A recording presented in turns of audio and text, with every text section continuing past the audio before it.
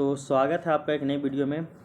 ये हमारा घटना चक्र एंशिएंट हिस्ट्री का क्लास नंबर 25 है और इस क्लास में आज हम लोग दक्षिण भारत वाले टॉपिक को ही कंटिन्यू करेंगे। तो पिछले क्लास में हम लोग दक्षिण भारत, जिसके अंतर्गत हम लोग चोल, चालुक्य, पल्लव और संगम युग के बारे में पढ़ते हैं, इसके बारे में स्टार्ट किए थे। और पिछले क्लास में हम लोग क्वेश्चन नंबर 35 तक इसको सॉल्व किए थे। आज हम लोग इसके आगे की चर्चा करते हैं। ठीक है, तो स्वागत है आपका आज के क्लास में। तो आज हम लोग क्वेश्चन नंबर 35 के बाद यानी कि क्वेश्चन नंबर 36 से इसको प्रारंभ करेंगे। और इसमें जो है क्वेश्चन नंबर 36 ये है। लास्ट हम लोग किए थे क्वेश्चन नंबर 35 कि निम्न में से कौन सी संस्था विदेशी व्यापार से संबंधित थी। तो इसका सही उत्तर था आपका नानादेशी और मनीग्राम। ये दोनों जो संस्था है ये आपका विदेशी व्यापार से संबंधित थी। इसके बाद देखिए क्वेश्चन नंबर 36 है आपका कि प्राचीन भारत का निम्नलिखित में से कौन सा महत्वपूर्ण व्यापार केंद्र उस व्यापार मार्ग पर स्थित था जो कि कल्याण को बेंगी से जोड़ता है। तो कल्याण को बेंगी से जोड़ता है वो आपका है तगर, है ना। कौन सा? तो तगर। तो हम लोग पिछले क्लास में स्टार्ट किए थे कि जो आपका दक्षिण भारत का इतिहास है, तो दक्षिण भारत के इतिहास में आप देखिएगा तो सबसे पहले आपका पल्लव वंश के बारे में पढ़ते हैं। पल्लव वंश को रिप्लेस करके चोल वंश स्टार्ट होता है, ठीक ना। पल्लव वंश का संस्थापक होते हैं आपके सिंह विष्णु जी, ठीक है, और इसकी राजधानी होती है कांची। फिर हम लोग देखते हैं कि पल्लव वंश जब खत्म हो जाता है तब आते हैं आपके चोल वंश, और चोल वंश के संस्थापक होते हैं विजयालय और इसकी राजधानी होती है तंजाई, तंजूर या फिर तंजावुर, तीनों एक ही है। इसके बाद चोल वंश बहुत बड़ा होता है आपका। ये चोल वंश आपका मेंस में भी है, जेपीसी के मेंस में भी, इसलिए इसको आप थोड़ा डीपली से पढ़ना होगा। चोल वंश के बाद हम लोग देखते हैं कि आपका चालुक्य वंश स्टार्ट होता है। और चालुक्य वंश देखते हैं हम लोग तीन जगह पे अलग अलग इसका ब्रांच होता है। एक आपके कल्याणी में शासन होता है, तो चालुक्य वंश जो कल्याणी में होता है इसके संस्थापक होते हैं तैलभ द्वितीय और इसका राजधानी होता है मान्यखेट। एक चालुक्य वंश का ब्रांच एक और रहता है, वो रहता है वातापी या बादामी में, जो कि बीजापुर के निकट होता है। तो चालुक्य वंश वातापी के संस्थापक जयसिंह होते हैं और इसमें इसकी राजधानी वातापी यही होती है। इसके अलावा चालुक्य वंश का एक और शाखा रहता है जो रहता है आपका चालुक्य वंश बेंगी में। और चालुक्य वंश जो बेंगी है इसका संस्थापक विष्णुवर्धन होते हैं और इसकी राजधानी बेंगी ही होती है, जो कि आंध्र प्रदेश वाला है। तो चालुक्य वंश हम लोग देखिए तीन जगह पे इसका अलग अलग ब्रांच था। तो पहले पल्लव वंश, उसके बाद चोल वंश, उसके बाद चालुक्य वंश, तीन को ब्रांच। उसके बाद आता है नेक्स्ट आपका राष्ट्रकूट वंश, जिसके संस्थापक होते हैं दंती दुर्ग, और हम लोग ये भी जानते हैं राष्ट्रकूट के बारे में। राष्ट्रकूट वंश के बाद आते हैं आपके दिखते हैं तो हम लोग यादवगिरी रहते हैं, सॉरी यादव वंश होते हैं। और यादव वंश का संस्थापक जो है वो देवगिरी के द्वारा किया जाता है। तो देवगिरी के यादव वंश की स्थापना जो है वो भिल्लभ पंचम ने किया था। तो यादव वंश का संस्थापक कौन है? तो यादव वंश के संस्थापक है भिल्लभ पंचम। कौन? तो भिल्लभ पंचम। उसके बाद होयसल वंश आता है और होयसल वंश का भी संस्थापक कौन है? तो विष्णुवर्धन है। और विष्णुवर्धन आपका चालुक्य वंश जो कि बेंगी है वहाँ के भी संस्थापक होते हैं और होयसल वंश के भी संस्थापक होते हैं। इसके अलावा देखते हैं आप कदम वंश, और कदम वंश का संस्थापक जो है वो आपका मयूर शर्मन ने किया था। इसके बाद आता है आपका गंग वंश, और गंग वंश का संस्थापक व्रजहस्त पंचम ने किया था। इसके बाद आता है आपका काकतीय वंश, और काकतीय वंश का संस्थापक होते हैं आपका बीटा प्रथम। इन सभी के बारे में लुसेंट में दिया हुआ है, आप इसको वहाँ से कवर कर लीजिएगा। इसके बाद हम लोग सीमावर्ती राजवंशों के बारे में भी पढ़ते हैं कि हमारे भारत के सीमावर्ती राजवंशों के नगर के अगल बगल में कौन कौन सा राजवंश था। तो इसमें हम लोग तीन वंश देखते हैं। मेन है आपका, एक तो आपका है पाल वंश, है ना। तो हम लोग देखते हैं बंगाल के जो सीमावर्ती राजवंशों का उद्भव देखेंगे तो बंगाल के वंश देखेंगे तो तीन वो है। इसको हम लोग ट्रिक से याद करेंगे। गोसिप, तो गो से गोंड, सा से सेन और पा से पाल। तो गोसिप यानी कि गोंड, सेन, पाल, ये तीनों की याद कीजिएगा।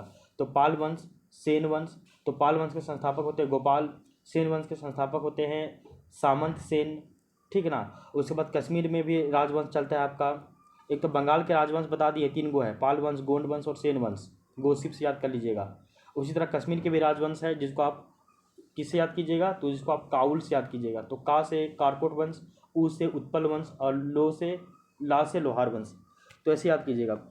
बंगाल के जो राजवंश है इसको आप गोसिप इससे याद कर लीजिएगा, ठीक है। इसके अलावा कश्मीर के राजवंश को आप का उल इससे याद कर लीजिएगा। गा से गोंड वंश, सा से सेन वंश, पा से पाल वंश। ये बंगाल के राजवंश कंप्लीट। काउल जो है कश्मीर में राजवंश है। का से है कारकोट वंश, ठीक है, और ऊ से है उत्पल वंश और ला से है लोहार वंश। इसके बारे में भी आपको पता होना चाहिए, ठीक है। यहाँ तक आपको कंप्लीट हो जाता है। उसके बाद आपके राजपूत राजवंशों का भी कहीं कहीं हम लोग देखते हैं, राजपूत राजवंश देखते हैं, वो आपका 8 गो होता है राजपूत राजवंश। जैसे कि पहला राजपूत राजवंश है आपका गुर्जर और प्रतिहार, दूसरा राजवंश है आपका गहरवाल राजवंश, तीसरा है चाहमान या फिर चौहान राजवंश, चौथा है परमार वंश, ये पांचवा है चंदेल वंश, छठा है आपका सोलंकी वंश जो कि गुजरात के शासक चालुक्य शासक होते हैं, सातवां है आपका कलचुरी राजवंश, कलचुरी चेदी राजवंश, और आठवां है आपका सिसोदिया वंश। तो ये 8 गो टोटल क्या होते हैं आपके राजपूत राजवंश होते हैं। तो ब्राह्मण राजवंश आए, राजपूत राजवंश आए, सीमावर्ती राजवंशों का उद्भव देखे, फिर दक्षिण भारत के राजवंश देखेंगे। तो इस सब हम लोग पढ़ लेंगे ना इन सभी के बारे में, तो फिर जो है आपका वो प्राचीन भारत में जो आपका दक्षिण भारत का जो इतिहास है वो कंप्लीट हो जाएगा प्राचीन काल में। तो ये सब जितना पढ़ना है आपको पढ़ना है, ये सब जितना भी हम बताए हैं गौसिफ काउल इन सभी के बारे में, या फिर जो आप दक्षिण भारत का इतिहास देखेंगे पल्लव वंश, चोल वंश, चालुक्य वंश 3 जगह पे, फिर आप राष्ट्रकूट वंश, यादव वंश, होयसल वंश, कदम वंश, गंग वंश, काकतीय वंश, इन सभी के बारे में जो भी आप पढ़िएगा वो आप लुसेंट से पढ़ लीजिएगा, वहाँ से इसको कनेक्ट कर लीजिएगा। तो लुसेंट में भी ये सब दिया हुआ, इसको आप याद कर लीजिएगा। फिर सीमावर्ती राजवंशों का उद्भव जो है वो गौसिफ वाला वो भी याद कर लीजिएगा, और कश्मीर के राजवंश काउल वाला भी आप याद कर लीजिएगा वहाँ से लुसेंट वाली बुक से ही। राजपूत राजवंशों की उत्पत्ति जो 8 गो है, 8 गो वंश, उन 8 वंश के बारे में भी आप लुसेंट से याद कर लीजिएगा। फिर यहाँ पे जाकर लुसेंट आपका खत्म हो जाता है प्राचीन भारत का इतिहास, उसके बाद जो है मध्यकालीन भारत का इतिहास स्टार्ट हो जाता है लुसेंट में, ठीक है ना। तो हम यहाँ पे केवल घटना चक्र को ही सॉल्व कर रहे हैं, तो अगर हम उसको बताने बैठे तो यहाँ पे बहुत ज़्यादा दिक्कत हो जाएगा, तो यहाँ पे उसको बता पाना संभव नहीं है। तो इसलिए आप इन लोगों को जो है वो आप याद कर लीजिएगा लुसेंट वाली बुक से ही, तो आपको बता दिया गया है। अब चलिए हम लोग इसके आगे की चर्चा करते हैं। क्वेश्चन नंबर 37 देखते हैं कि चालुक्य वंश का सबसे महान शासक कौन था। तो हम सभी को पता है वो आपका पुलकेशिन द्वितीय था, और ये पुलकेशिन द्वितीय जो है वो चालुक्य वंश जो आपका वातापी है ना, तो यहाँ से संबंधित है, ठीक है ना। और पुलकेशिन द्वितीय का एक हम लोग का प्रशस्ति ये मिलता है अभिलेख, वो है ऐहोल प्रशस्ति। अभिलेख नहीं बोलेंगे, प्रयाग प्रशस्ति जैसे मिलता है ना समुद्रगुप्त का, उसी तरह पुलकेशिन द्वितीय का भी ऐहोल प्रशस्ति मिलता है, इसके बारे में लिखा हुआ है यहाँ पे। क्वेश्चन नंबर 38 देखिए कि निम्नलिखित में से किस वंश द्वारा प्राय महिलाओं को प्रशासन में उच्च पद प्रदान किए जाते थे। तो इसका सही उत्तर हो जाएगा आपका सेन वंश, न सॉरी चालुक्य वंश। क्या है चालुक्य वंश? चालुक्य वंश 3 जगह पे है, एक आपका कल्याणी, एक आपका वातापी और एक आपका बेंगी। चोल वंश के बारे में हम लोग देखें, पाल वंश के बारे में हम लोग जानते हैं। पाल वंश जो है वो आपका ये आता है क्या बोलते हैं, ये सीमावर्ती राजवंशों की जब उद्भव पढ़ते हैं ना, तो उसमें हम लोग बंगाल के वंश पढ़ेंगे, तो इसी में गौसिफ है, तो गोंड वंश, सेन वंश और पाल वंश वहीं पे पढ़ते हैं। तो पाल वंश और सेन वंश ये आपका बंगाल के राजवंश है। चोल वंश तो हम लोग देखिए नहीं है, चालुक्य वंश 3 जगह पे आता है। अब इसका एक्सपेंशन देखिए थोड़ा सा। चालुक्यों के शासनकाल में प्रायः महिलाओं को उच्च पदों पर नियुक्त किया जाता था। विक्रमादित्य प्रथम के भाई चंद्रादित्य की रानी विजय भट्टारिका ने अपने नाम से 2 ताम्रपत्र लिखवाए हैं। वह एक अच्छी कवित्री भी थी। विक्रमादित्य ने अपनी छोटी बहन कुमकुम देवी के कहने पर एक विद्वान ब्राह्मण को एक गांव दान में दिया था। कीर्तिवर्मन द्वितीय की महारानी महादेवी के उसके साथ रक्तपुर के संकधावार में उपस्थित रहने का उल्लेख मिलता है, और इस वंश की विजय भट्टारिका ने कुशलतापूर्वक शासन संचालित भी किया था। तो सिंपल से याद रखिएगा कि जो आपका चालुक्य वंश है, यहाँ पे महिलाओं को भी प्रशासन में जो है वो ऊंचा पद दिया जाता था, ठीक है। चालुक्यों की राजधानी कहाँ थी? तो देखिए चालुक्यों की राजधानी अगर हम लोग कल्याणी की बात करेंगे तो उसकी राजधानी कहाँ थी? तो मानियखेट थी। अगर हम लोग वातापी वाले की बात करेंगे तो उसकी राजधानी वातापी थी, और इसके अलावा अगर हम लोग बेंगी वाली बात करेंगे तो आपको उसकी राजधानी बेंगी थी। तो 3 जगह था। तो बागलकोट वर्तमान में कर्नाटक जिले के वातापी नामक प्राचीन नगर, आधुनिक नाम इसका बदामी है, ये 6वीं और 7वीं शताब्दी में यह चालुक्यों की राजधानी हुआ करती थी। वातापी के चालुक्य राजवंश का संस्थापक पुलकेशिन प्रथम थे। तो अगर वातापी के चालुक्य वंश देखें तो इसमें देखते हैं हम लोग कि ये पाते हैं कि वातापी के चालुक्यों को सामंत स्थिति से स्वतंत्र स्थिति में लाने का श्रेय दिया जाता है पुलकेशिन द्वितीय को। पहले सामंत होते हैं, सामंत से वो फ्रीडम हो जाते हैं, स्वतंत्र बन जाते हैं, ये श्रेय जाता है पुलकेशिन द्वितीय को, पुलकेशिन प्रथम को। किसको? तो पुलकेशिन प्रथम को। और इसलिए भी चालुक्य राजवंश वातापी का संस्थापक भी पुलकेशिन प्रथम को कहा जाता है। हम लोग जानते हैं कि चालुक्य वंश जो वातापी में है, इसका स्थापना जो है वो जयसिंह ने किया था, मानते हैं इस बात को। लेकिन सामंत से स्वतंत्र स्थिति में लाया था चालुक्यों को पुलकेशिन प्रथम, इसलिए इसको हम लोग चालुक्य राजवंश जो वातापी वाला है, इसको हम लोग संस्थापक कहते हैं, वास्तविक संस्थापक। ठीक है ना, तो ये भी आप याद रखिएगा। क्वेश्चन नंबर 40 देखिए, कवि कालिदास के नाम से उल्लेख किसमें हुआ है? तो जो कवि है कालिदास, इनका उल्लेख किसमें हुआ है? तो आपका ये जो है एहोल के उत्कीर्ण लेख में है। तो एहोल जो अभिलेख है, हम सभी को पता है कि ये जो आपका एहोल अभिलेख है वो किससे संबंधित है? तो आपको पता होना चाहिए कि ये जो एहोल अभिलेख है वो आपका पुलकेशिन द्वितीय से संबंधित है। तो यहाँ देखिए, एहोल प्रशस्ति बादामी के शासक पुलकेशिन द्वितीय के इतिहास को जानने का सशक्त माध्यम है। तो अगर आपको चालुक्य शासक जो वातापी वाले होते हैं पुलकेशिन द्वितीय, अगर इनके बारे में आपको जानना है तो एहोल प्रशस्ति ही एक आपका एकमात्र ये है, आधार है। इस लेख की भाषा क्या है? संस्कृत है, और इसका लिपि जो है दक्षिण ब्राह्मणी है। इस लेख की रचना रवि कीर्ति ने की है। तो एहोल प्रशस्ति कौन लिखा है? तो रवि कीर्ति ने लिखा है। प्रशस्ति के अंत में लेखक ने यह दावा किया है कि उसने इसे लिखकर कालिदास तथा भारवी के समान यश प्राप्त किया था, अतः इस अभिलेख में कालिदास का नाम उल्लेख हुआ है। तो ऐसा है कि जो इसका रचना करता है एहोल प्रशस्ति का रवि कीर्ति, और एहोल प्रशस्ति लिखकर वो जो अपने आप को दिखाता है कि हम भी जो है वो आपका कालिदास और भारवी के जैसा, मेरा भी कद है उतना बड़ा। तो इसमें कालिदास का जिक्र मिलता है एहोल अभिलेख में। और एहोल का अभिलेख जो प्रशस्ति है उसको कौन लिखता है? तो रवि कीर्ति ने लिखता है। क्वेश्चन नंबर 41 देखिए, संस्कृत के कवि और नाटककार कालिदास का उल्लेख मिलता है कहाँ पे? तो पुलकेशिन द्वितीय के एहोल अभिलेख में। इसके लेखक कौन है? तो रवि कीर्ति है। क्वेश्चन नंबर 42 देखिए, किस शासक ने सिंहल द्वीप के विरुद्ध 642 ईस्वी में 2 समुद्री अभियान भेजा था? तो एक शासक होते हैं नरसिंह वर्मन प्रथम। क्या है नाम है इनका? तो नरसिंह वर्मन प्रथम है। और ये जो नरसिंह वर्मन प्रथम जो है, ये आपके पल्लव वंश के शासक होते हैं। ये लुसेंट से पढ़िएगा आप। पल्लव वंश का संस्थापक होते हैं श्री विष्णु, और इसकी राजधानी होती है कांची। ठीक है। और पल्लव वंश के प्रमुख शासक की बात करें तो महेंद्र वर्मन प्रथम है, नरसिंह वर्मन प्रथम है, महेंद्र वर्मन द्वितीय है, परमेश्वर वर्मन प्रथम है, नरसिंह वर्मन द्वितीय है, नंदी वर्मन द्वितीय है, ये सभी है। ठीक है ना। तो पल्लव वंश के शासक यही रहते हैं। आगे देखिए, जो आपके नरसिंह वर्मन प्रथम जो है, इसके बारे में बताया जाता है कि महाबलीपुरम के एकात्मक मंदिर जिन्हें रथ कहा जाता है, इसका निर्माण पल्लव राजा नरसिंह वर्मन ने करवाया था। तो महाबलीपुरम मंदिर का भी निर्माण पल्लव राजा नरसिंह वर्मन ने करवाया था। और साथ ही साथ इसके बारे में ये बताया जाता है कि नरसिंह वर्मन जो है वो आपका सिंहल द्वीप के विरुद्ध, सिंहल यानी कि श्रीलंका के विरुद्ध, द्वीप के विरुद्ध 642 ईस्वी में 2 को समुद्री अभियान भेजा था।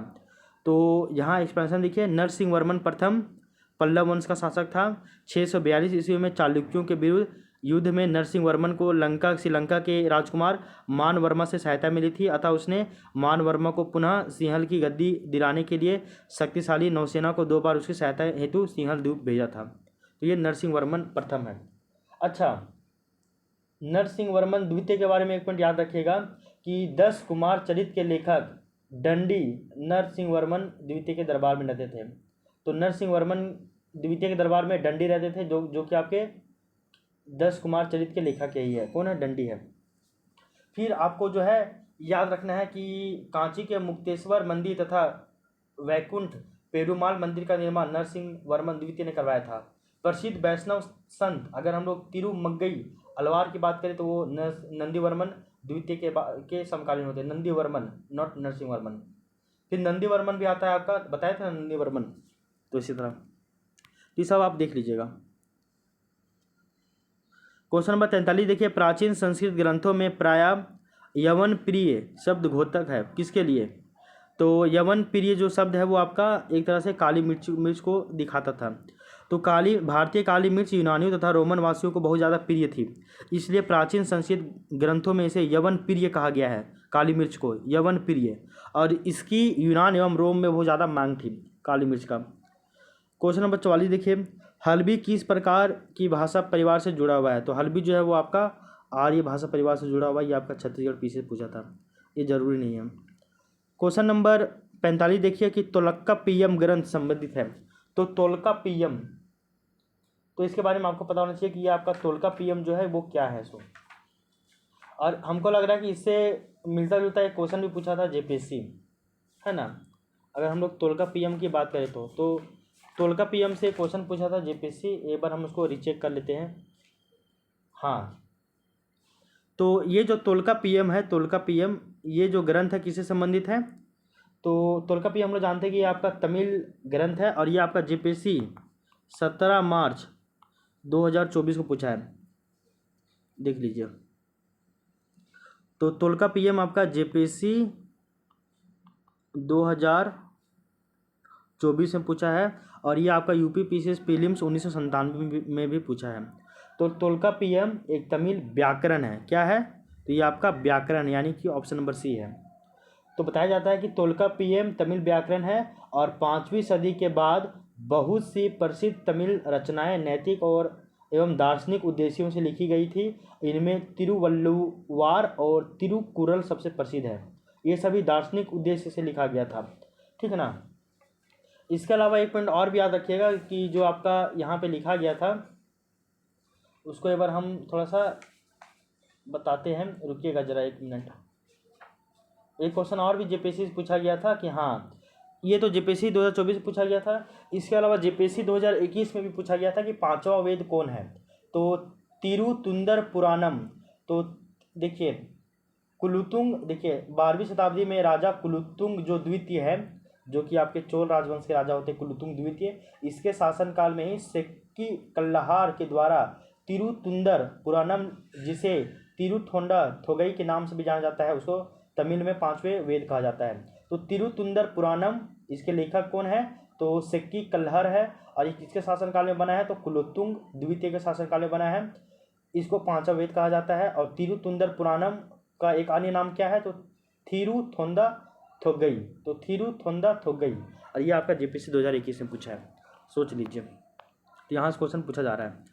तो तोल्काप्पियम के प्रणयनकर्ता तोल्काप्पियर ऋषि अगस्त्य के 12 शिष्यों में से एक थे। तो जो ऋषि अगस्त्य है उसके एक शिष्य है 12 शिष्यों में से एक, जिनका नाम है तोल्काप्पियर, और उन्हीं का ही रचना है तोल्काप्पियम, जो कि व्याकरण पे है। और यह तमिल व्याकरण ग्रंथ है और इसकी रचना सूत्र शैली में की गई, यानी कि फॉर्मूला में किया गया है। फिर देखिए क्वेश्चन नंबर 46 कि संगम साहित्य में तोल्काप्पियम ग्रंथ क्या है। तो ये आपका एक तमिल व्याकरण ग्रंथ है। ये देखिए बाबा पूछा गया, जेपीएससी में भी पूछा गया बाद में, लेकिन ये यूपीपीसी 2014 में पूछा गया। संगम ग्रंथ तोल्काप्पियम कार्य है किस पे है, तो ये आपका व्याकरण पर। ये देखिए जेपीएससी 2000 यहाँ 23 लिखा, लेकिन ये एग्जाम हुआ था 2024 में, 17 मार्च 2024 को। तो देखिए ना क्वेश्चन पूछा जा रहा है इससे। तो यहाँ बताया जा रहा है कि द्वितीय संगम के दौरान एकमात्र संकलित प्रमुख ग्रंथ तोल्काप्पियम है और यह तोल्काप्पियार के द्वारा लिखा गया था, जो कि प्राचीनतम तमिल व्याकरण ग्रंथ है। व्याकरण के साथ साथ इसमें धर्म, अर्थ, काम तथा मोक्ष का भी वर्णन किया गया है। और इस ग्रंथ में बताया गया है कि तमिल देश में आर्यों ने ही अनेक विधियों से युक्त एक धार्मिक संस्कार के रूप में विवाह का प्रथा का शुरुआत किया था। तो तोल्काप्पियम एक व्याकरण है, व्याकरण ग्रंथ है, जो किसके द्वारा लिखा गया है, तो वो आपका जो है ऋषि अगस्त्य के 12 शिष्यों में से एक तोल्काप्पियर के द्वारा लिखा गया है। क्वेश्चन नंबर 48 देखिए कि शिल्पादिकारम का लेखक कौन है। तो शिल्पादिकारम का लेखक जो है वो इंग्लो है, इंग्लो साहब, इलंगो साहब। तो शिल्पादिकारम का लेखक इलंगो आडिकल है। यह संगम साहित्य है और ये संगम साहित्य जो है वो आपका कविता में महाकाव्य है। और इसका लेखक चोल नरेश कारिकल का पौत्र था। तो इसका जो लेखक है वो चोल नरेश कारिकल का पोता था, जिसका नाम था इलंगो आडिकल। तो शिल्पादिकारम ये इलंगो के द्वारा लिखा गया है। अब देखिए ये सब सूची 1 को सूची 2 से मिलाना है। अगर आप ये पढ़े रहते घटना चक्र तो आपका ये क्वेश्चन सॉल्व हो जाता है 2024 में जेपीएससी वाला एग्जाम। तो तोल्काप्पियम ये तो आपका व्याकरण पे है, ठीक है ना, ये में हो गया हम लोग का भी। शिल्पादिकारम ये तो आपका एक तरह से समझिए कि महाकाव्य है, ठीक है ना, और ये कविता फॉर्म में लिखा हुआ है, ये संगम साहित्य है, ठीक है ना। तो इसको मिलाइए, ए का 4 कहाँ कहाँ है, देखिए इसको, ए का 4, तो ए का 4 ऑप्शन नंबर ए का 4 नहीं भाई, ए का 3 होगा ना, अरे यार ये गलत बता दिया हम, ए का 4 नहीं मतलब ये बी का 4 कहाँ है, देखिए बी का 4,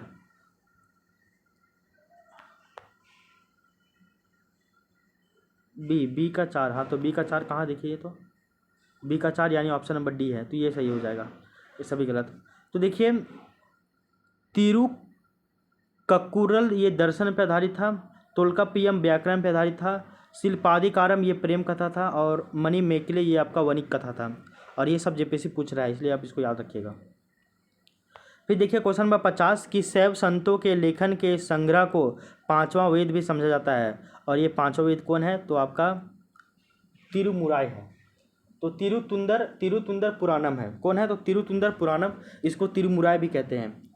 तोल्काप्पियम तो ये देख लीजिए आपका इसी से पूछा है, इससे 2024 पूछा है ना, 2021 पूछा है, इससे आपका 2024 पूछा है तोल्काप्पियम। तो जेपीएससी को आप पकड़िए थोड़ा बहुत। तो तोल्काप्पियम व्याकरण ग्रंथ है, शिल्पाधिकरम ये आपका एक प्रेम कथा है, ठीक है ना। फिर जो आपका ये देखिए तिरुमुराय जो है वो आपका तिरुमुराय ये आपका पांचवा वेद है। तो शैव संतों के लेखन के संग्रह को तिरुमुराय को पांचवा वेद समझा जाता है। और तिरुमुराय तमिल भाषा में शिव की स्तुति में 6वीं से लेकर 11वीं शताब्दी तक तमिलनाडु के विभिन्न कवियों के द्वारा लिखा गया था। गीतों तथा भजनों के 12 खंड का संकलन है। वेदों तथा शैव आगमों के साथ साथ तिरुमुराय तमिलनाडु में शैव सिद्धांत का दर्शन का आधार बन गया था। तो हम लोग जानते हैं तिरुतुंदर पुराणम, इसको हम लोग जो बोलते हैं आपका पांचवा वेद है, तिरुतुंदर पुराणम, इसको हम लोग तिरुमुराय भी कहते हैं, ठीक ना। तो ये आपका जेपीएससी में पूछा है। आगे देखिए क्वेश्चन नंबर 51 कि परंपरा के अनुसार अलवारों और नयनारों की संख्या कितनी है। तो हम सभी को पता है कि जो अलवार है वो कौन है, नयनार कौन है। तो इसके बारे में आपको बताया गया था कि विष्णु के उपासक को अलवार कहते हैं और शिव के उपासक को नयनार कहते हैं। इसकी संख्या कितनी कितनी है, तो अलवारों की संख्या 12 है और नयनारों की संख्या 63 है। तो इसके बारे में देखिए कि तमिल प्रदेश में वैष्णव धर्म का प्रचार अलवार संतों ने किया, जिनकी संख्या 12 मानी जाती है। इनके प्रमुख थे तिरुमंगई आंडाल जो महिला संत थी, तिरुमलसई कुलशेखर, मधुर कवि, पोगई। और शैव धर्म का दक्षिण भारत में प्रचार प्रसार नयनार संतों ने किया है, और जिनकी संख्या 63 थी। इनमें से अपार, संबंदर, सुंदरन, मणिक कवासगर ये सभी थे। तो 12 अलवार है जबकि 63 नयनार है। और ये आपका एमपीपी से 2022 में पूछा गया, इतना लेटेस्ट। नेक्स्ट क्वेश्चन देखिए क्वेश्चन नंबर 52, ये आपका आईएएस 2022 में पूछा गया है। तो इसके बारे में देखिए कि प्राचीन दक्षिण भारत में संगम साहित्यों के बारे में निम्नलिखित में से कौन सा कथन सही है। इसको डायरेक्ट हम लोग एक्सप्लेनेशन देखते हैं। तो संगम साहित्य के बारे में आपको पढ़ना होगा, और संगम साहित्य जो है वो आपका हम लोग पढ़ेंगे लुसेंट वाले बुक से ही। तो संगम युग के बारे में आपको खुद से ही पढ़ना होगा, ठीक ना, कि हम लोग संगम युग क्या है क्या नहीं है, इसके बारे में लुसेंट में दिया हुआ है, आप उसको थोड़ा सा अपने से पढ़ लीजिएगा संगम युग के बारे में, ठीक है ना। तो संगम साहित्य तमिल साहित्य की सबसे प्राचीन उपलब्ध अंश है। तो संगम साहित्य तमिल साहित्यों का सबसे प्राचीन उपलब्ध अंश है। संगम काल में रचित कविताओं से तत्कालीन दक्षिण भारत की सामाजिक आर्थिक धार्मिक आदि दशाओं का ज्ञान होता है।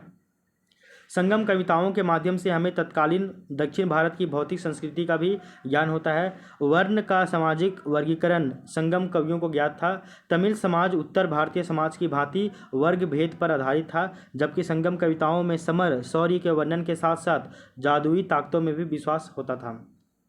तो ये सब याद रखिएगा। क्वेश्चन नंबर 53 देखिए, ईसा की प्रारंभिक शताब्दियों में भारत तथा रोम के बीच घनिष्ठ व्यापारिक संबंधों की सूचना किस पुरास्थल की खुदाइयों से प्राप्त होता है। तो ये आपका अरिकामेडू एक प्लेस है, यहाँ पे खुदाई हुआ। तो इससे पता चलता है कि भारत और रोम के बीच में व्यापारिक संबंध हुआ करता था, भारत और रोम के बीच में, ठीक ना, इसको भी याद रखिएगा। और ये आपका यूपीपीसी से बहुत ज़्यादा पूछा गया है। तो अरिकामेडू भारत के पूर्वी तट पर स्थित एक प्राचीन पुरातात्विक स्थल है, और ये पेरिप्लस ऑफ द एरिथेरियन सी नामक ग्रंथ में इसे पोडुकू कहा गया है। और यहाँ ईसा की प्रारंभिक शताब्दियों में रोमन बस्तियों की यहाँ पे अवस्थिति मानी जाती थी। यहाँ से प्राप्त अवशेषों से कई रोमन बस्तियाँ भी प्राप्त हुई है, जिनमें शराब के हत्तेदार युक्त कलश, रोमन लैंप, रोमन प्याला आदि प्रमुख है। इससे भारत और रोम के बीच में घनिष्ठ व्यापारिक संबंधों की सूचना मिलती है। कहाँ से, तो आपका अरिकामेडू से। और अरिकामेडू को जो है पेरीप्लस ऑफ द एरिथेरियन सी नामक बुक में इसको पोडुके कहा गया है, पोडुके कहा गया है। तो ये भी आप याद रखिएगा। फिर देखिए ये आपका झारखंड पीसीएस में पूछा है 2021 में, अरे बाप रे बाप, झारखंड पीसीएस 2021 में फिर से एक क्वेश्चन पूछा है अरिका मेडू के बारे में, अरे बाप रे बाप। लूसेंट पूरा लूसेंट और घटना चक्र को फॉलो बहुत करता है जीपीएससी। तो अरिका मेडू ये आपका यूपी पीसीएस में बहुत बार पूछा गया है, और अभी यहाँ भी पूछा गया है कि पूर्वी भारत में प्रमुख भारतीय रोमन व्यापारिक स्थल कौन था। रोमन और भारत का बीच में आपका अरिका मेडू था। तो ये आपका जीपीएससी भी पूछा है इस वाले क्वेश्चन को, तो इसको याद रखिएगा, है ना। तो जीपीएससी भी इसको पूछता है, इसको आप याद रख लीजिए।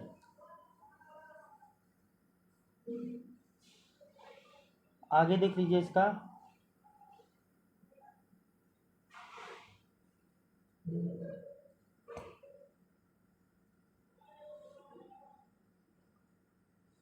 नेक्स्ट देखिए ये आपका जेपीसी यहाँ पूछा है, जेपीसी यहाँ से बहुत पूछ रहा है भाई। नेक्स्ट क्वेश्चन देखिए, क्वेश्चन नंबर 55, और ये आपका 1997 में पूछा गया था ये क्वेश्चन यूपी पीसीएस में, कि निम्नलिखित में से कौन सा बंदरगाह पोडू के नाम से मिलता है, जो कि the Periplus of the Erythraean Sea में वाले बुक में मिलता है। तो ये आपका अरिका मेडू है, और इसमें भारत और रोम के बीच में साम्राज्य का मतलब ये व्यापार के बारे में जिक्र किया गया है। रोमन बस्ती कहाँ से प्राप्त हुई है, तो ये आपका अरिका मेडू से। और ये आपका जेपीसी पूछा, ये सब कितना बार दिख रहा है यूपी पीसीएस में कितना बार पूछा गया है। तो अब देखिए क्वेश्चन नंबर 57, एम्फोरा जार होता है। तो एम्फोरा क्या होता है, तो आपका लंबा और दोनों तरफ से हत्तेदार जार होता है। एम्फोरा जार लंबी एवं संकीर्ण गर्दन वाला दोनों तरफ से हत्तेदार जार होता है। प्राचीन काल में इसका जो प्रयोग है वो तेल या शराब को रखने के लिए किया जाता था, एम्फोरा जार का। अरिका मेडू के उत्खनन से रोम आयातित इस जार का भी अवशेष मिलता है। तो आपका जो अरिका मेडू वाला स्थल है, यहाँ पे जो भारत और रोम के बीच में व्यापार होता था, इसमें आपका एक एम्फोरा जार भी मिला है, जो कि एक तरह से लंबा और दोनों तरफ से हत्तेदार जार था, जिसमें शराब और ये सब रखा जाता था, तेल। क्वेश्चन नंबर 58 देखिए, निम्नलिखित राजवंशों में से किसका उल्लेख संगम साहित्य में नहीं है। तो चोल का तो भर भर के है, पांडे का भी है, चेर का भी है। तो चेर चोल पांडे सबका है, कदम का नहीं है, कदम का बिल्कुल भी नहीं है, कहीं भी जिक्र किया हुआ है। कदम के बारे में हम लोग क्या जानते हैं, तो कदम देखते हैं जब आपको दक्षिण भारत के प्रमुख राजवंश देखते हैं, उसमें पल्लव है, चालुक्य है, चालुक्य 3 गो है, फिर आपका राष्ट्रकूट आता है, फिर आपका यादव वंश आता है, फिर आपका होयसल वंश आता है। होयसल वंश के बाद आता है नेक्स्ट आपका कदम वंश, और कदम वंश की स्थापना मयूर शर्मन ने किया था, और कदम वंश की राजधानी वनवासी थी। कदम वंश के बाद गंग वंश के बाद काकतीय वंश आता है, ठीक है, तो याद रखना है। अब देखिए संगम साहित्य में केवल 4 चोल चेर पांडे राजाओं के बारे में मिलता है। तो केवल चोल चेल पांडे राजाओं के बारे में मिलता है संगम साहित्यों में। इन राज्यों में विविध राजाओं के शासनकाल का स्पष्ट निर्धारण संभव न होने पर भी संगम साहित्यों ने कृष्ण नदी के दक्षिण में सुदूर प्रादीपीय तथा विभिन्न गतिविधियों तक पर्याप्त प्रकाश डालता है। कदम या अन्य राजवंश यहाँ पे उल्लेख नहीं मिलता है, सिंपल सी बात है। क्वेश्चन नंबर देखिए 59, की निम्नलिखित में से कौन तमिल देश के संगम युग का राजवंश नहीं था। तो चेर था, चोल था, पल्लव था, पल्लव नहीं पांडे था, पल्लव नहीं था। तो पल्लव का जिक्र कहीं भी नहीं मिलता है। अगर हम लोग संगम साहित्य की बात करते हैं, संगम साहित्य में मतलब कि चोल चेर और पांडे मिलते हैं, चोल चेर और पांडे मिलते हैं। पल्लव का भी जिक्र इसमें नहीं मिलता है, पल्लव भी इसमें नहीं मिलता है। पल्लव वंश आता है आपका चोल वंश के पहले पल्लव वंश आता है, लेकिन पल्लव वंश का कहीं भी जो है वो संगम साहित्य में जिक्र नहीं मिलता है। तो इसको याद रखिएगा, संगम साहित्य में केवल 3 गो राजवंश जिक्र मिलता है, चेर चोल और पांडे, पल्लव इसमें नहीं मिलता है। क्वेश्चन नंबर 60 देखिए, धार्मिक कविताओं का संकलन कुरल, जो कुरल है वो किस भाषा में है। धार्मिक कविताओं का जो संकलन है कुरल, ये आपका तमिल भाषा में है, तमिल भाषा में। तो कुरल तमिल साहित्य का बाइबिल या फिर उसको हम लोग लघु वेद मानते हैं। तो लघु वेद किसको माना जाता है, या फिर तमिल का बाइबल किसको कहते हैं, तो कुरल को कहते हैं। तो इसको भी याद रखिएगा आप, कुरल को भी, कुरल बहुत इंपॉर्टेंट है भाई, कुरल याद रखिएगा। तो यहाँ पे देख लीजिए, ये आपका कुरल, ये आपका तमिल का बाइबल है, लघु वेद और तमिल बाइबिल। इसके अलावा देख लीजिए, अभी हम आपको एक मैप बना देते हैं दक्षिण भारत। ये है दक्षिण भारत में, यहाँ देख लीजिएगा आप, ये आपका कृष्ण नदी बह रही है, कृष्ण नदी। यहाँ पे आपका चेर था, यहाँ पे चेर था, यहाँ पे चोल था, और यहाँ पे पांडे था। तो ये चेर चोल और ये पांडे, ठीक है। पांडे का प्रतीक चिन्ह था मछली, चोल का प्रतीक चिन्ह था सिंह, और चेर का प्रतीक चिन्ह था तीर। क्या है, तीर। ठीक है ना, इसके बाद याद किया। तो संगम साहित्य में हमें 3 प्रदेशों का जो है 3 राज्यों का जिक्र मिलता है। तमिलनाडु के, तमिल प्रदेश के 3 राज्यों का जिक्र मिलता है, चोर, चेर और पांडे का। ठीक है, इसका याद रखिएगा। तो यहाँ तक आपको पता होना चाहिए था। ठीक है,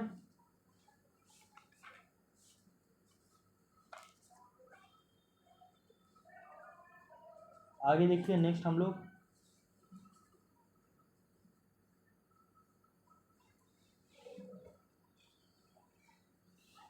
नेक्स्ट इसमें बताया जा रहा है आपका नेक्स्ट क्वेश्चन देखिए आप। नेक्स्ट क्वेश्चन है क्वेश्चन नंबर 61 कि निम्नलिखित तमिल ग्रंथों में किसे लघु वेद की संज्ञा दी गई है। तो लघु वेद की संज्ञा आपका कुरल को दिया गया है, और तमिल बाइबिल भी जो है वो कुरल को ही कहा गया है। ठीक है, निम्नलिखित में से कौन सा एक संगम कविताओं में यथा वर्णित वट किरुतल की प्रथा को स्पष्ट करता है। तो वट किरुतल प्रथा को स्पष्ट करता है।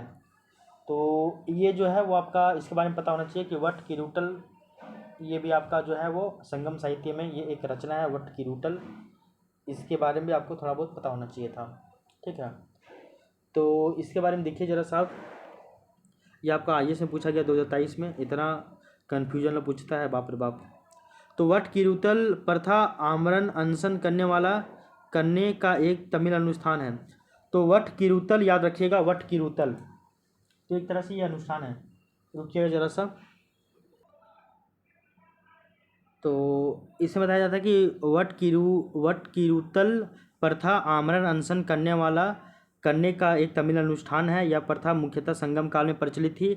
यह युद्ध में पराजित राजा का आमरण अनशन कर अनुष्ठानिक मृत्युवरण करने का एक तरीका है। तो ये जैसे हम लोग संलेखना विधि होता है ना मृत्यु को प्राप्त करने के लिए, तो अगर कोई राजा हार जाता है युद्ध में तो वो आमरण अनशन करता है, भूख सब कुछ खाना पीना त्याग देता है, और वो अनुष्ठानिक रूप से वो मृत्यु प्राप्त करता है। ठीक है, ये आपका संगम साहित्य में संगम काल में चला था, फेमस था।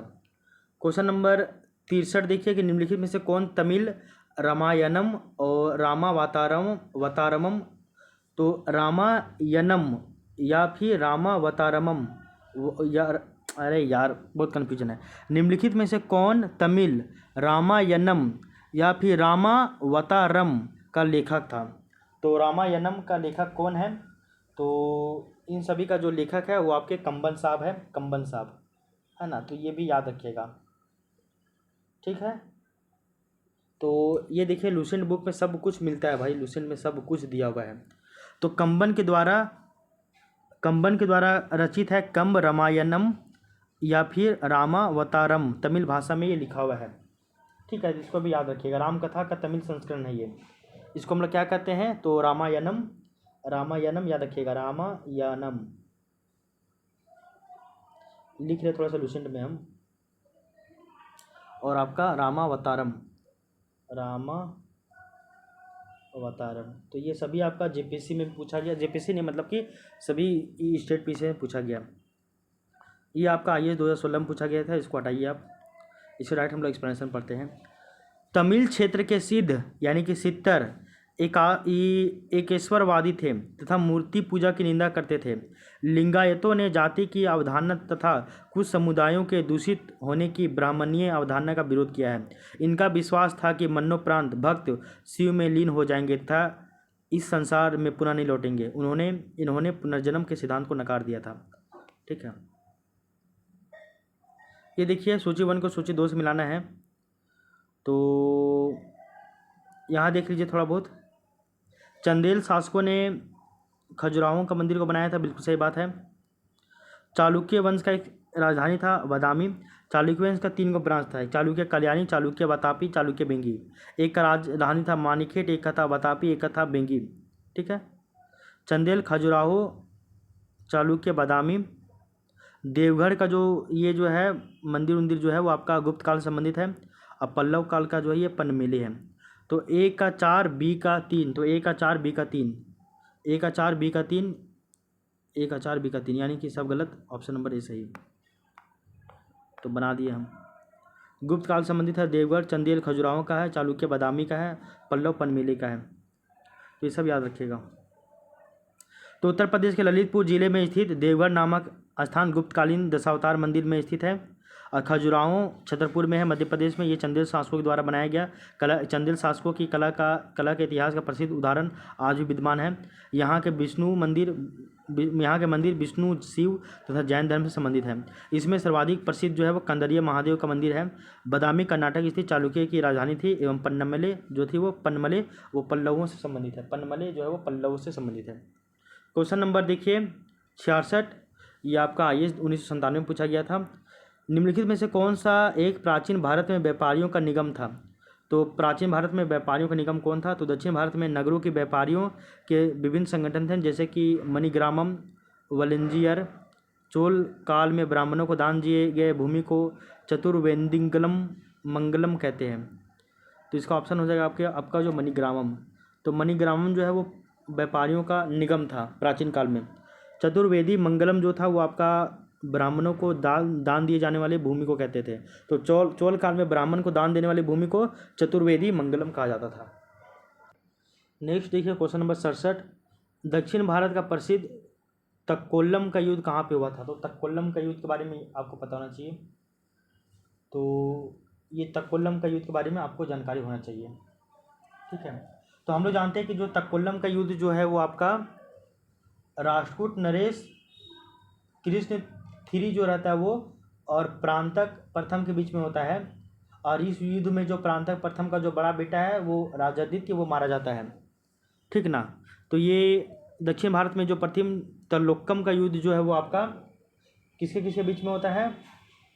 तो ये जो युद्ध है वो आपका राष्ट्रकूटों के बीच में, राष्ट्रकूट और चोल के बीच में होता है। तो चोल और राष्ट्रकूट के बीच में, यानी कि ऑप्शन नंबर बी, ठीक है।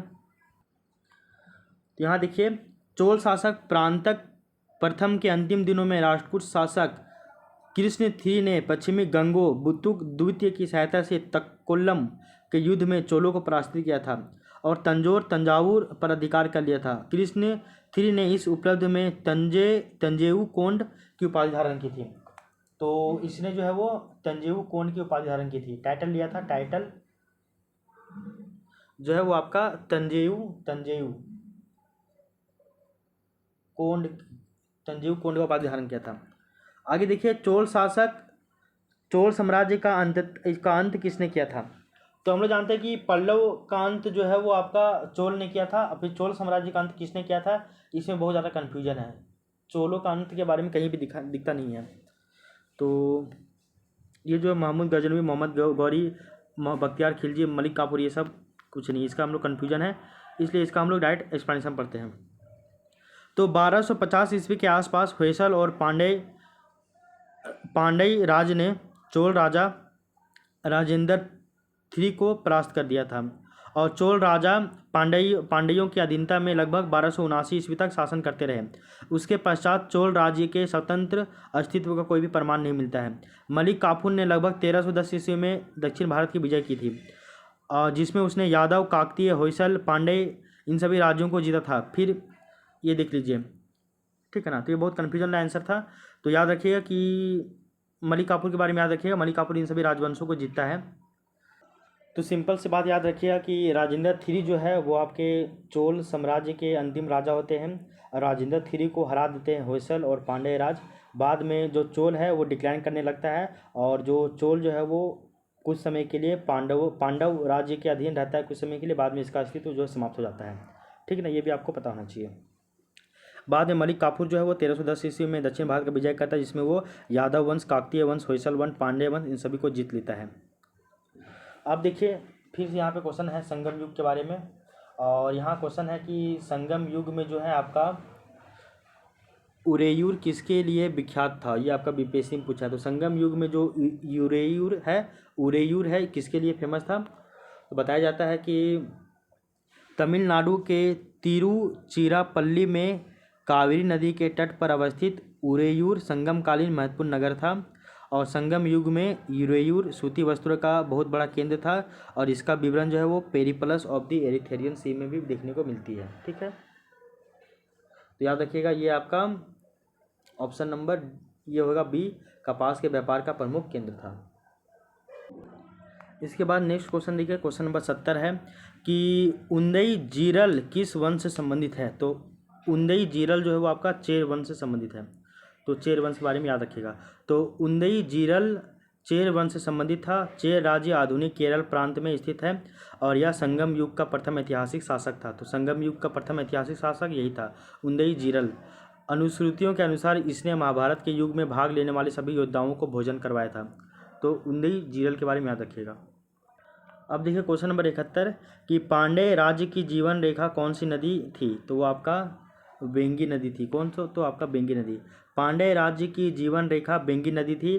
पांड्य राज्य कावेरी के दक्षिण में स्थित था और इसमें आधुनिक तमिलनाडु के मदुरै तथा तिरुनेलवेली के जिले और केरल का कुछ भाग शामिल था। इसकी राजधानी मदुरा थी और बेंगी नदी वाला प्रदेश अपनी उर्वरता के लिए अत्यधिक प्रसिद्ध था। ठीक है। अब देखिए क्वेश्चन नंबर 72 कि निम्नलिखित में से कौन सा संगम पतन पश्चिमी तट पर नीचे स्थित है? नीचे दिए गए कूटों में से बतलाना है। तो कौन सा संगम काल का ये पतन है? पतन बोले तो आपका ये बंदरगाह था। तो अगर हम लोग देखें तो आपका कौरके बंदरगाह था, फिर आपका सोलियूर था, इसके अलावा देखिएगा सोलियूर भी था, कौरकई सोलियूर ये सभी था। तो कौरकीय तो था एक नंबर, ये था टोंडी मुसिहरी या फिर पुहार, ये सब दिखेगा। तो 3 और 4 थे। तो संगम पश्चिमी तट पर स्थित है, सॉरी पूर्वी तट पर नहीं, पश्चिमी तट की बात की जा रही है यहाँ पे। तो पश्चिमी तट के प्रमुख बंदरगाहों की अगर बात करें हम तो वह आपका टोंडी और मुसरी। तो देखिए एक अज्ञात ग्रीक नाविक के द्वारा रचित प्रसिद्ध पुस्तक पेरिप्लस ऑफ द एरिथ्रेनियन सी में प्राचीन काल के विभिन्न बंदरगाहों की सूची मिलती है। इसमें नोरा मिलता है, टोंडी मुसीरी भी मिलता है। इसके अलावा नेली संडा पश्चिमी तट के प्रमुख बंदरगाह थे। ठीक है। अब देखिए क्वेश्चन नंबर 73 की बात करते हैं कि प्राचीन दक्षिण भारत के संदर्भ में कोरकई, पुमपुहार और मुचीरी किस रूप में विख्यात थे? तो ये आपका पतन यानी बंदरगाह के रूप में विख्यात थे। इनके बारे में भी आपको याद रखना है। तो क्या क्या था? सालियूर भी था ना, सालियूर, इसके बारे में भी याद रखना है। तो मुचीरी और पुमपुहार भी था, कहीं पुमपुहार भी था, तो इसको भी याद रखना है। अब देखिए क्वेश्चन नंबर 74 कि संगमकालीन साहित्य में कौन को एवं मन्नन किसके लिए प्रयुक्त होते थे? तो कौन और मन्नन जो है वो राजा के लिए प्रयुक्त होते थे संगमकालीन साहित्यों में। ठीक है ना। तो संगमकालीन साहित्य में कौन को एवं मनन शब्द राजा को प्रयुक्त होते थे। तो कौन को एवं मनन किसके लिए शब्द होते थे? तो ये सब राजा के लिए होते थे। क्वेश्चन नंबर 75 देखिए तृतीय संगम युग कब हुआ था? तो तृतीय संगम युग हुआ था कहाँ पे हुआ था? तो ये आपका मदुरई में हुआ था। इसके बारे में याद रखना है। तो तृतीय संगम याद रखिएगा। तो ये देखिए पहला संगम 4440 में हुआ था, दूसरा संगम 3700 में हुआ था, तीसरा संगम 1850 ईसा पूर्व में हुआ था। पहला संगम मदुरा में हुआ था, दूसरा संगम कपाटपुरम में हुआ था, तीसरा संगम जो है वो भी आपका मदुरा या फिर मदुरई बोलते हैं इसको कहीं कहीं। तो याद रखिएगा मदुरई, तो मदुरई ये याद रखिएगा। Option number C. यहाँ पे देख लीजिए संगम का तात्पर्य गोष्ठी या फिर परिषद से होता है और इन गोष्ठियों यानी संगमों में तमिल कवियों के द्वारा रचा गया साहित्य संगम साहित्य कहलाता था। संगम युग में दक्षिण भारत में पांड्य राजाओं के संरक्षण में 3 गो संगम आयोजित किए गए थे। कौन कौन देख लीजिए। प्रथम संगम स्थान है मदुरई, अध्यक्षता अगस्त्य ऋषि। ठीक है ना। दूसरा संगम कपाटपुरम जो कि अलेवाई में था, अलेवाई भी इसको बोलते हैं, समुद्र में विलीन हो गया अभी ये। और इसके भी अध्यक्ष जो है वो आपके अगस्त्य ऋषि के बाद तोलकापियार। ठीक है ना। और तीसरा अगर संगम देखें तो इसका ये भी मदुरई में होता है और इसकी अध्यक्षता है वो आपका नक्कीरर करते हैं। कौन? तो नक्कीरर कहते हैं। ठीक है ना। तो इसको भी याद रखिएगा आप, नक्कीरर करते हैं इसका अध्यक्षता। आप देखिए क्वेश्चन नंबर 76 के किस ऋषि के बारे में कहा जाता है कि उन्होंने दक्षिण भारत का आर्यीकरण किया था? तो ये आपका अगस्त्य ऋषि। तो ये आपका जीपीएससी में पूछा है 2013 में। तो अगस्त्य ऋषि से ये क्वेश्चन पूछा गया। अगस्त्य ऋषि के बारे में बताया जाता है कि अगस्त्य ऋषि जो वही तो है प्रथम संगम और दूसरा संगम का यही तो अध्यक्षता करता है। और अगस्त्य ऋषि के बारे में हम लोग जानते हैं, इसी का ही तो एक जो होता है क्या बोलते हैं उसको, इसी का ही तो एक चेला होता है तोल्काप्पियर, शिष्य होता है 12 शिष्यों में से, जो कि तोल्काप्पियम लिखता है। तो इसके बारे में याद रखिएगा, ठीक है ना। तो अगस्त्य ऋषि बहुत ही फेमस था, जो कि दक्षिण भारत का फिर से क्या करता है, तो आर्यकरण करता है। कौन, तो अगस्त्य। तो बताया जाता है कि दक्षिण भारत का आर्यकरण का श्रेय जो है वो महर्षि अगस्त्य को दिया जाता है। इन्होंने दक्षिण भारत की यात्रा और बाद में वहीं पे बस गए। इन्हें तमिल साहित्य के जनक के रूप में भी जाना जाता है, अगस्त्य ऋषि को, ठीक है। फिर देखिए क्वेश्चन नंबर 77, ये भी इम्पोर्टेंट है और इसमें सूची 1 को सूची 2 से मिलाना है। तो चालुक्य का तो राजधानी हम लोग देख लिया बादामी, ठीक है। पल्लव पांडे की देखिएगा तो ये आपका मदुरई। हर्ष का देखिएगा तो पल्लव का कहाँ कहाँ तो देख लीजिए, तो ए का 3 और डी का 1 मिलाइए, तो ए का 3 और डी का 1, तो यानी कि ऑप्शन नंबर ए सही हो जाएगा। ये हमको नहीं पता था पूरा, 2 को मिला के एलिमिनेट कर दिया है। अब देखिए इसके बारे में, चालुक्यों की राजधानी बादामी थी। पुलकेशिन द्वितीय बादामी के चालुक्य का सबसे प्रतापी राजा था। रविकीर्ति के द्वारा रचित ऐहोल परिस्थिति से पुलकेशिन द्वितीय का इतिहास हम लोगों को मिलता है। पल्लवों की राजधानी कांचीपुरम थी, ठीक है। पल्लवों की राजधानी कांचीपुरम थी, कांची भी बोलते हैं, कांची। और पल्लव की राजधानी हम लोग बताया था ना भाई अभी, कि पल्लव जो है, तो पल्लव का जो स्थापना है वो सिंह विष्णु ने किया था। इसकी राजधानी जो है वो कांची है, तमिलनाडु में कांचीपुरम, तो कांचीपुरम इसका राजधानी हो जाएगा। हर्ष ने अपनी बहन राजश्री के साथ संयुक्त रूप से कन्नौज पर शासन किया था। और पांडवों की अगर राजधानी की बात करें तो आपका मदुरई होता है, तो पांडवों की राजधानी मदुरई होता है। क्वेश्चन नंबर 78 देखिए, भारत के इतिहास में निम्नलिखित घटनाओं पर विचार कीजिए। राजा भोज के अधीन प्रतिहारों का उदय, महेंद्र वर्मन के अधीन पल्लव सत्ता की स्थापना, इन सभी के बारे में देखिए। गोपाल राय के द्वारा पाल राजवंश की स्थापना, तो देखिए कौन कौन सही है। तो पाल वंश का संस्थापक गोपाल होता है, ये 750 ईस्वी में इस वंश का स्थापना करता है। और पाल वंश जो है वो आपका, इसका राजधानी मुंगेर होता है, तो ये बिल्कुल सही है। ऑप्शन नंबर 4 तो सही है, ये मतलब 4 नंबर स्टेटमेंट सही है। प्रांतक वन के द्वारा चोल सत्ता की स्थापना, तो चोल सत्ता की स्थापना प्रांतक वन, ये गलत बात है। ये तो हम लोग जानते हैं कि चोल को अगर जो है विजयलय ने स्थापित किया था। प्रांतक वन तो हार जाता भी है तक्कोलम की युद्ध में राष्ट्रकूट राजा जो है वो कृष्ण तृतीय से। महेंद्र वर्मन प्रथम के अधीन पल्लव सत्ता का स्थापना, तो अगर महेंद्र वर्मन की बात करें तो हम लोग जानते हैं कि महेंद्र वर्मन जो है आपका पल्लव वंश का शासक होता है। और हम लोग जानते हैं कि मत विलास प्रहसन की रचना महेंद्र वर्मन ने किया था। और महेंद्र वर्मन शुरू में जैन मतावलंबी रहता है, लेकिन बाद में ये तमिल संत अप्पर के प्रभाव में आकर शैव बन जाता है, ठीक ना। तो महेंद्र वर्मन के बारे में ऐसा कुछ नहीं था। राजा भोज के बारे में, तो ऑप्शन नंबर 4 तो गलत है भैया आपका। 4 नंबर 4 सही है, मतलब क्वेश्चन नंबर 3 गलत है। अब हम लोग इसका देखिए आईएएस में पूछा गया 2020 में, इसको हम लोग डायरेक्ट देखते हैं घटनाओं का सही क्रम। तो महेंद्र वर्मन के अधीन पल्लव सत्ता की स्थापना 600 से लेकर 630 में हुआ था। गोपाल के द्वारा पाल राजवंश की स्थापना 750 से 770 के बीच में हुआ था। राजा भोज के अधीन प्रतिहारों का उदय 836 से 885 एवं प्रांतक वन के द्वारा चोल सत्ता की स्थापना 907 से लेकर 953। नोट ध्यातव्य है कि प्रतिहारों का उदय मिहिर भोज के अधीन हुआ था, जिसे भोज प्रथम भी कहा जाता है। तो हम लोग जब इसके प्रतिहारों की बात करते हैं, जैसे राष्ट्रकूट वंश हो गया, दंती दुर्ग, उसके बारे में पढ़ते हैं। और जब आप ये पढ़ते हो ना, गुर्जर प्रतिहार दिखते हो, तो गुर्जर प्रतिहार दिखते हो जब हम लोग राजपूत राजवंशों की उत्पत्ति पढ़ेंगे। यहाँ केवल क्वेश्चन सॉल्व कर रहे हैं, लेकिन उसके बारे में यहाँ अगर बताने लग जाए तो बहुत टाइम लग जाएगा। लुसेंट से आप पढ़ लीजिएगा। तो जब राजपूत राजवंशों की उत्पत्ति पढ़ेंगे, जिसमें 8 गो राजवंश है, जिसमें आप सबसे पहले पढ़ेंगे गुर्जर प्रतिहार वंश। और ये है मालवा का शासक नागभट्ट प्रथम गुर्जर प्रतिहार वंश का संस्थापक होते हैं। नागभट्ट द्वितीय को हम लोग जो है राजपूत सम्राट गोविंद तृतीय ने हराया था। और प्रतिहार वंश का सबसे सर्वाधिक जो शक्तिशाली राजा और प्रतापी राजा की बात करें तो आपका मिहिर भोज होते हैं। और इसने अपनी राजधानी कन्नौज जो बनाई थी, वह विष्णु भक्त था। उसने विष्णु के सम्मान में आदि वराह की जो उपाधि धारण की थी, ये सब याद रखिएगा।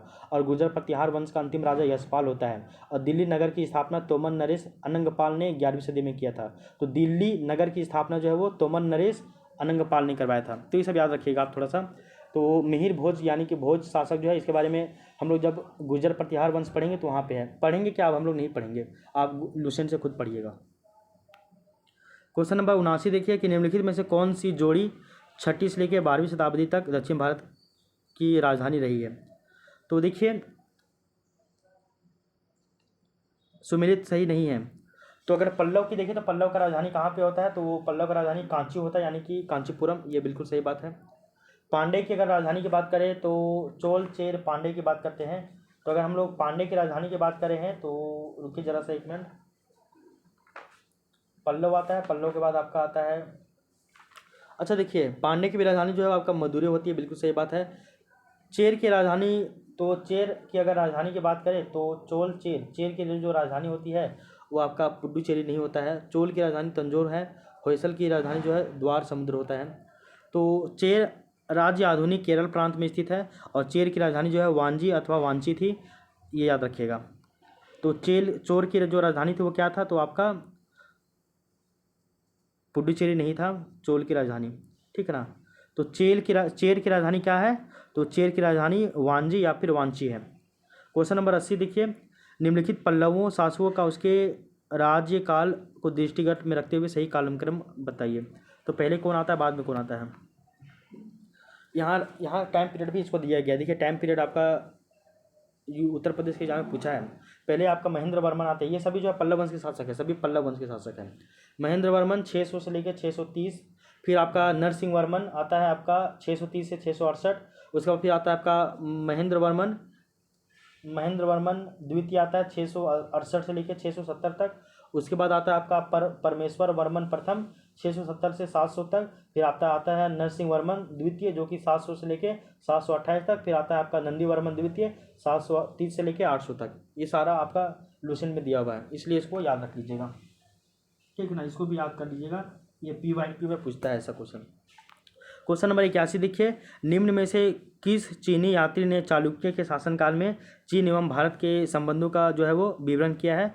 तो आपका है मातवालिन। तो मातवालिन चीनी यात्री रहता है, वो चालुक्यों के शासनकाल में चीन और भारत के बारे में संबंध में लिखता है, ठीक है ना। क्वेश्चन नंबर 82 देखिए, कि किस राजवंश ने उत्तर भारत पर शासन नहीं किया था।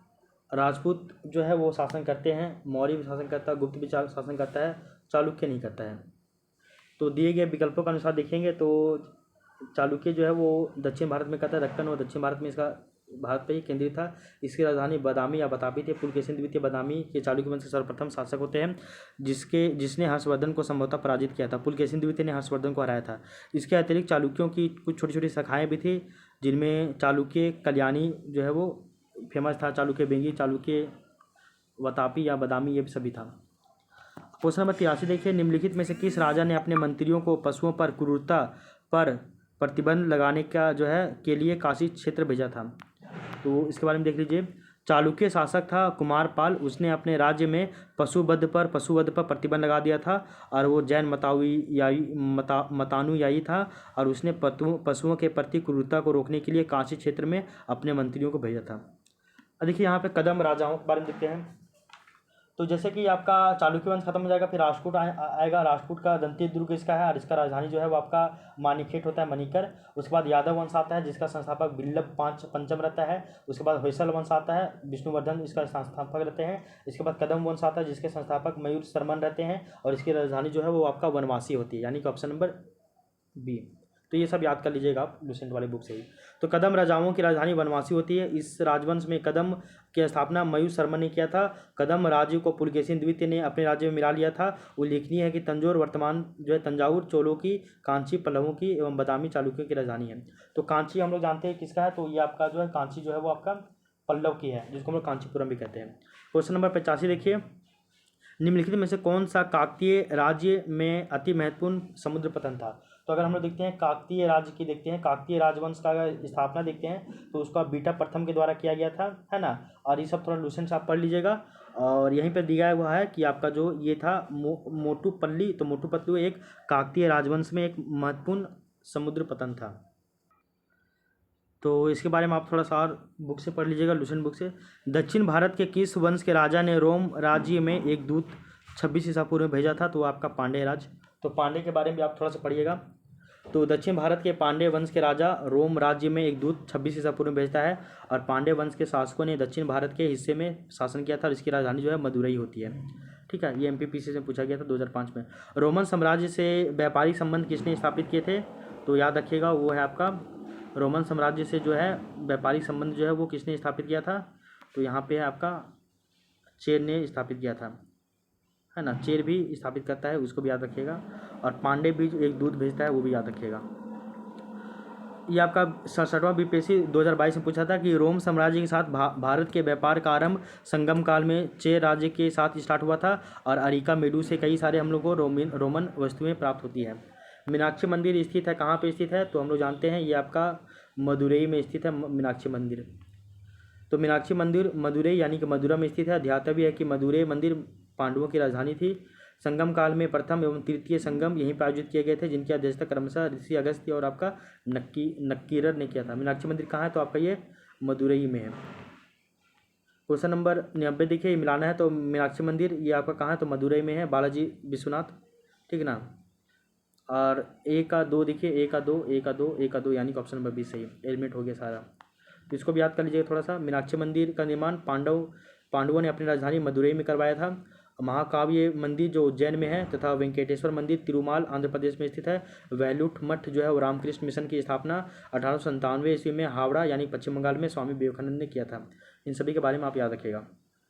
क्वेश्चन नंबर 91 देखिए, ये आपका ये 63वां बीपीएससी 2017 में पूछा गया था कि दक्षिण भारत के मंदिरों के आकर्षक द्वार क्या कहलाते थे, तो आपका गोपुरम कहलाते थे। आकर्षक द्वार जो है वो आपका गोपुरम कहलाते थे, एंट्री गेट होता था। तो दक्षिण भारत के मंदिरों के आकर्षक द्वार को गोपुरम कहते थे। पांडवों तथा चोलों के राज्यकाल में द्रविड़ शैली पनपती रही थी।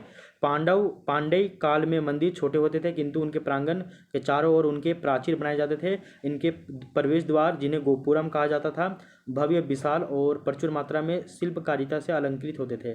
चोलकालीन वास्तुकला की विशेषता मंदिर नहीं अपितु गोपुरम है। तो चोल काल में मंदिर से भी ज़्यादा फेमस है उसका गोपुरम, ठीक है ना। तो ये आपका हो गया। तो ये भी जो है टॉपिक आपका कंप्लीट हो गया है।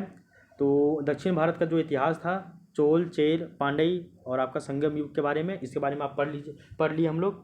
मतलब इससे संबंधित जितना भी क्वेश्चन था वो हम लोग लगा चुके हैं। अब हम लोग जो है वो इससे संबंधित जो भी फैक्ट है जो लुसेंट में दिया हुआ है, जो यहाँ पे कवर नहीं किया, आप इसको लुसेंट से पढ़िएगा। ज़्यादा नहीं, 3-4 पेज ही है, आप 3-4 पेज को पढ़ लीजिएगा तो आपका वहाँ से वो वाला भी टॉपिक कंप्लीट हो जाएगा। तो इस तरह से जो है आपका प्राचीन भारत का इतिहास इसमें कंप्लीट हो जाता है। थोड़ा सा और भी है आपका प्राचीन साहित्य एवं साहित्यकार को देख लेंगे एक टॉपिक, और एक टॉपिक जो है पूर्व मध्यकाल, ये टॉपिक देख लेंगे। तो इन दोनों टॉपिक को पढ़ने के बाद जो है प्राचीन भारत आपका पूरी तरीके से कंप्लीट हो जाएगा। तो नेक्स्ट आने वाले 2-3 दिनों में हम लोग जो है प्राचीन भारत पूरा कंप्लीट कर देंगे। तो 4 क्लास में कंप्लीट हो जाएगा, ठीक है ना, प्राचीन भारत का इतिहास। तो लुसेंट बुक को आप फॉलो कीजिएगा, लुसेंट बुक याद कीजिए, थोड़ा बहुत जो है फैक्ट वहाँ से याद कर लीजिए। लुसेंट में हिस्ट्री बहुत बढ़िया दिया हुआ है, साइंस बहुत बढ़िया दिया हुआ है। ज्योग्राफी वगैरह का हम बात नहीं करेंगे, पॉलिटी वगैरह बात नहीं करेंगे, लेकिन हिस्ट्री और आप साइंस, हिस्ट्री और साइंस आप इकोनॉमी ये लुसेंट से पढ़ लीजिए, आपका वहाँ से कवर हो जाएगा हिस्ट्री और साइंस, ठीक है ना। ये भी याद कर लीजिए। तो आपको ज़्यादा भटकने की आवश्यकता नहीं है, आप यहाँ से इसको पढ़ लीजिए और इसको बार बार रिविजन कीजिएगा। लुसेंट का बुक जो है उसमें लुसेंट के बुक में एंशिएंट हिस्ट्री ज़्यादा नहीं दिया हुआ है। अगर आप एंशिएंट हिस्ट्री की बात कीजिएगा तो टोटल 26 को पेज दिया हुआ है एंशिएंट हिस्ट्री का लुसेंट में। तो 26 को पेज के ऊपर अगर आप कमांड बना लेते हैं तो एंशिएंट हिस्ट्री वहाँ से आपका कवर हो जाएगा पूरी तरीके से, ठीक है ना। तो लुसेंट बुक पढ़िए और इसके साथ ही साथ जो है वो आप घटना चक्र लगा लीजिए, फिर आपको कहीं भी कोई भी दिक्कत नहीं होगा, ठीक है। तो ठीक है, मिलते हैं हम लोग अब नेक्स्ट क्लास में। और नेक्स्ट क्लास में हम लोग एक नए टॉपिक की तरफ चलेंगे जो है आपका प्राचीन साहित्य एवं साहित्यकार। तो प्राचीन साहित्य एवं साहित्यकार वो हम लोग कल से स्टार्ट करेंगे। आज की क्लास में हम लोग दक्षिण भारत का इतिहास कंप्लीट कर लिए हैं। 2 टॉपिक और बचता है आपका प्राचीन भारत के इतिहास में, वो भी जल्दी कंप्लीट हो जाएगा। तो इस तरह फिर आपको कोई भी दिक्कत नहीं होगा। तो मिलते हैं अब नेक्स्ट क्लास में, तब तक के लिए thank you, take care, bye bye.